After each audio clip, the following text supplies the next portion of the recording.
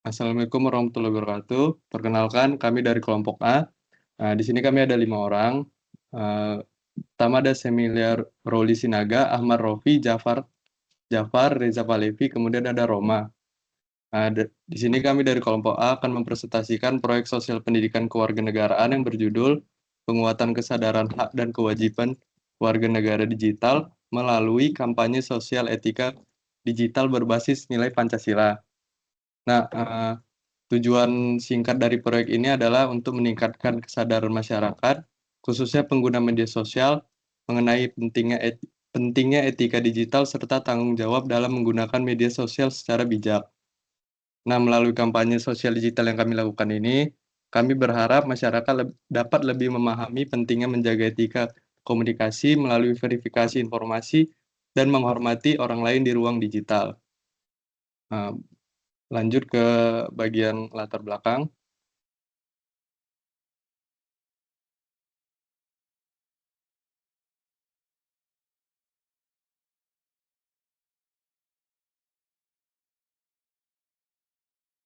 Baik, selanjutnya ada latar belakang masalah. Pada proyek ini, kami mengangkat isu mengenai rendahnya kesadaran masyarakat terhadap hak dan kewajiban sebagai warga negara digital. Meskipun penggunaan media sosial di Indonesia sangat tinggi, masih banyak ditemukan berbagai permasalahan di ruang digital. Berdasarkan hasil riset kelompok kami, sekitar 70% berkaitan dengan hoaks dan disinformasi. Lalu 50% ujaran kebencian, 37% pelanggaran privasi, dan 28% dari cyberbullying. Data tersebut menunjukkan bahwa literasi digital masyarakat masih perlu ditingkatkan. Jika kondisi ini terus berlangsung, maka dapat menghambat terciptanya ruang digital yang aman, adil, dan beradab sesuai nilai-nilai Pancasila. Oleh karena itu, kami melaksanakan kampanye sosial mengenai etika digital berbasis nilai Pancasila sebagai upaya meningkatkan kesadaran masyarakat dalam menggunakan media sosial secara bijak dan bertanggung jawab. Selanjutnya, next slide.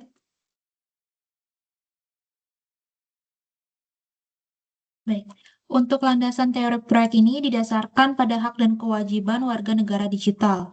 Berdasarkan pasal 28 FUUD 1945 yang berbunyi setiap warga negara memiliki hak untuk memperoleh dan menyampaikan informasi.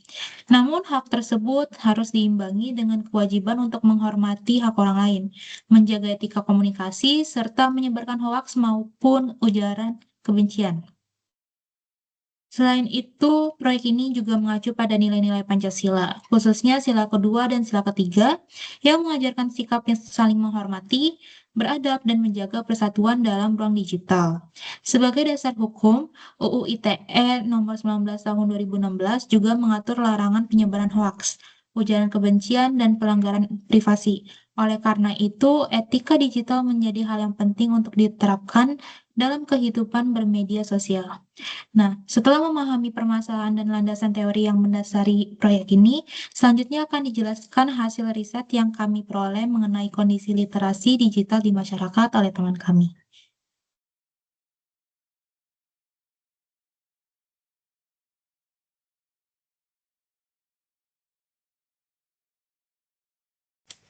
Kemudian dari hasil proyek yang telah kita laksanakan, di sini terdapat kami simpulkan yaitu 4 hasil dari proyek riset yang kami lakukan.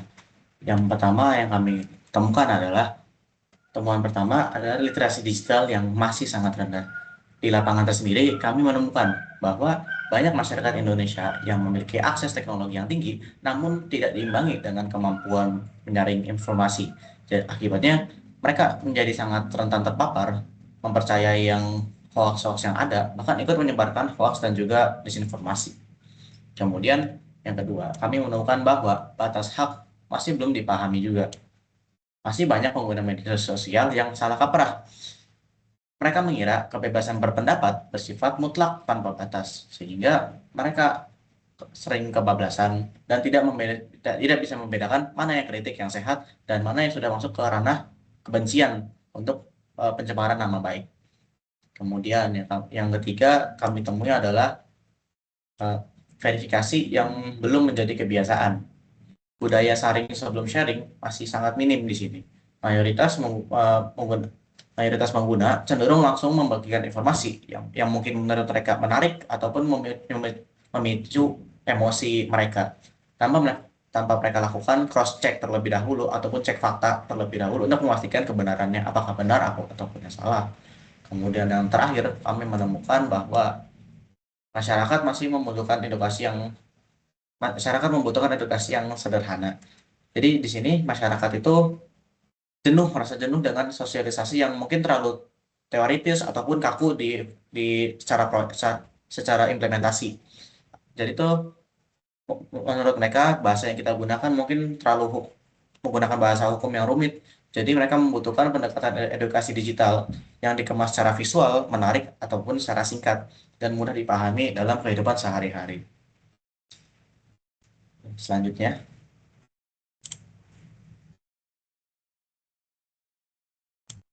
Baik, selanjutnya adalah metode pelaksanaan.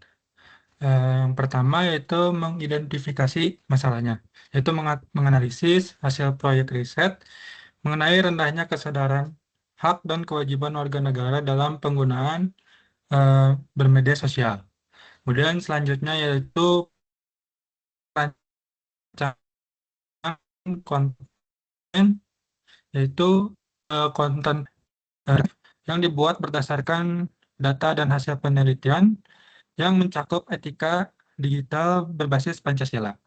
Nah, kemudian implementasi yaitu menyebarkan poster materi yang telah kita buat melalui media sosial yaitu Instagram berupa dari Instagram Feed dan Story. Kemudian melalui WhatsApp yaitu WhatsApp Group dan WhatsApp Status dengan tagging wajib. Kemudian yang terakhir itu dokumentasi dan evaluasi, itu mengumpulkan bukti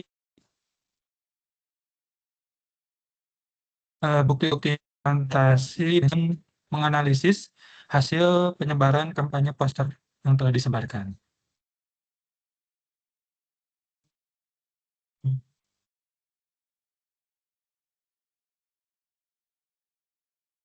Berikut adalah poster yang kami bisa yang akan disebarkan ke Instagram dan WhatsApp.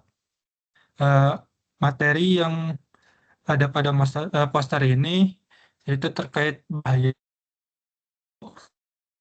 ujaran kebencian, pelanggaran privasi, kemudian cyberbullying, dan etika digital berbasis Pancasila.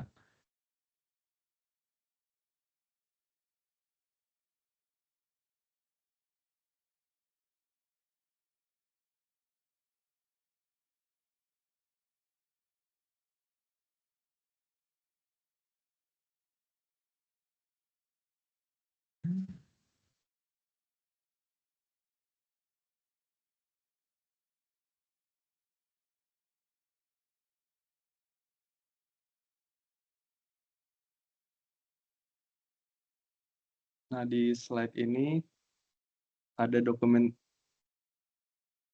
sebelumnya di slide dokumentasi implementasinya.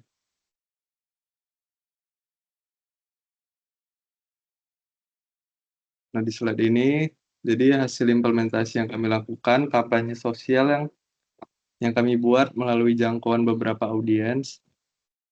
Beberapa audiens itu, dokumentasi ini menjadi bukti bahwa program yang kami rancang tidak hanya sebatas teori atau hasil riset saja. Jadi juga diimplementasikan secara langsung kepada masyarakat.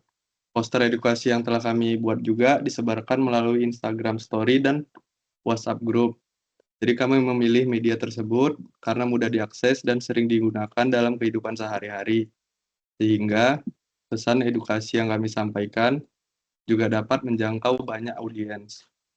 Kemudian lanjut ke bagian analisis hasil implementasinya. Slide selanjutnya.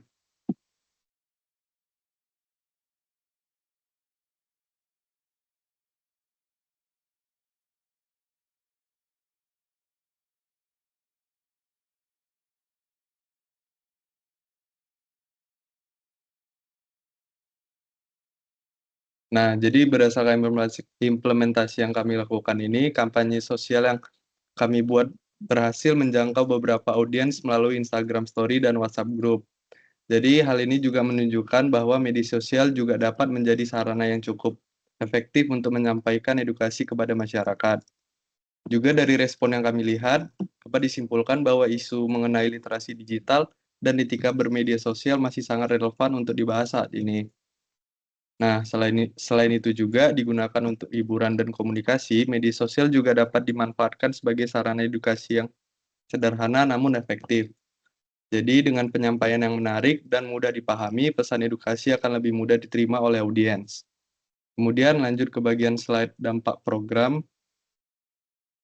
Nah, dari dampak program yang kami lakukan ini, kami berharap masyarakat juga jadi lebih sadar bahwa penggunaan media sosial juga membutuhkan tanggung jawab dan etika dalam berkomunikasi. Kemudian, eh, bagian membiasakan verifikasi informasi. Program ini juga diharapkan dapat menumbuhkan kebiasaan untuk melakukan cek fakta sebelum membagikan berita atau informasi di media sosial. Jadi, dengan begitu penyebaran hoax dan disinformasi dapat dikurangi. Kemudian mendorong pengguna bahasa yang lebih santun. Selain itu juga, kami juga ingin mendorong masyarakat untuk menggunakan bahasa yang lebih sopan dan menghargai orang lain ketika berinteraksi di media sosial. Selanjutnya, memahami nilai Pancasila di ruang digital. Jadi program ini diharapkan dapat meningkatkan pemahaman masyarakat mengenai beberapa nilai-nilai Pancasila dalam kehidupan digital sehari-hari, terutama dalam menghargai perbedaan dan menjaga kesatuan. Kemudian lanjut slide berikutnya. Nah, dari beberapa testimoni anggota ini, kami menyimpulkan melalui proyek sosial ini, setiap anggota kelompok mendapatkan pengalaman dan pembelajaran baru mengenai pentingnya etika digital di era media sosial saat ini. Jadi kami menyadari bahwa aktivitas sederhana di media sosial dapat seperti komentar atau unggahan ternyata dapat memberikan dampak bagi orang lain. Karena itu, penggunaan media sosial juga membutuhkan tanggung jawab dan kesadaran dalam berkomunikasi. Nah, selain itu, proyek ini juga membuat kami memahami bahwa edukasi tidak harus selalu dalam bentuk besar atau rumit. Konten sederhana seperti poster yang kami buat pun tetap bisa memberikan pengaruh positif dan meningkatkan kesadaran masyarakat mengenai etika digital. Slide selanjutnya.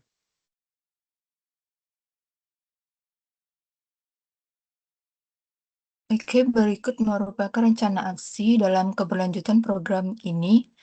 Ada 4 rencana aksi yang kami buat. Yang pertama itu ada untuk melanjutkan penyebaran konten edukatif melalui media sosial secara berkala. Kemudian dapat mengajak mahasiswa lain untuk ikut menyebarkan kampanye literasi digital dan mendorong kebudayaan cek fakta sebelum membagikan informasi kepada orang lain. Dan menjadikan etika digital sebagai bagian dari kehidupan sehari-hari dengan target untuk meningkatkan kesadaran masyarakat mengenai etika digital, mengurangi penyebaran hoaks, dan mendorong penggunaan media sosial secara bertanggung jawab. Next. Kesimpulan yang kami dapat dari kampanye ini, di mana rendahnya kesadaran hak dan kewajiban warga negara dalam menggunakan media sosial masih menjadi tantangan di era digital.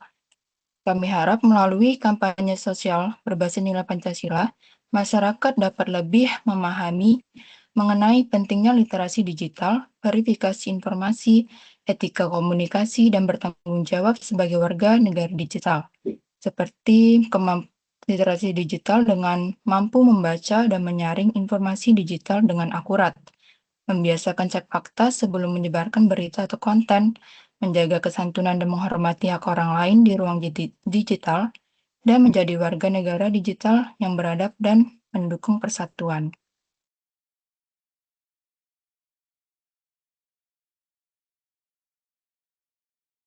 Jadi, sebagai penutup, dapat kita simpulkan bahwa penggunaan media sosial yang bijak dan bertanggung jawab sangat penting di era digital saat ini.